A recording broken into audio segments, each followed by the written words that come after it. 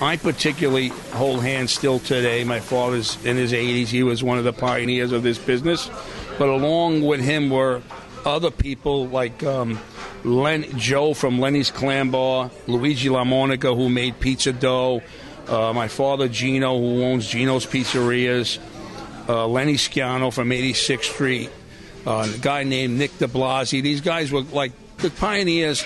There were pizza oven makers like Mastro, who put Mastro's Pavilion, who first really blew out the pizza industry in the World's Fair, where they had, I think, up to 70 pizza men with their own stations, with pizza oven, pizza dough retarder, cash register, soda machine. And it was in the round in the World's Fair. I'll never forget. It was a massive rotunda. Him along with a cousin of mine, his name was Luigi LaMonica. The two of these two guys put this whole feature together at the World's Fair. There's a science to the business. I have an uncle, Mario Branchinelli, who was the first one to refrigerate the mozzarella in the dough retarder, refrigerate the Bay Marina pizza sauce. We made a raised rail for each topping because people evolved into toppings. Believe it or not, the American likes toppings on their pizza. Although, again, I'll tell you, the cheese pizza, whether it be Sicilian round or otherwise, it is the biggest seller ever, and it'll always be the best because you can never get tired of it.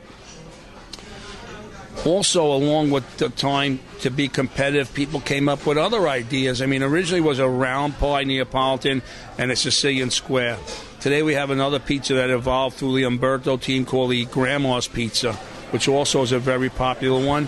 One that I put out that my grandmother had on the counter all the time, which we sell a lot of, is our marinara pizza with plum, San Marzano tomatoes, light garlic oil, fresh basil, a little grated cheese. That's a big seller also today. But there's a lot of novelty pizzas like salad pizza, Crispino with tomato, mozzarella, roasted pepper, buffalo pies. We have a ultra-thin bar pie for people watching their calories, which satisfies you and is also incredible.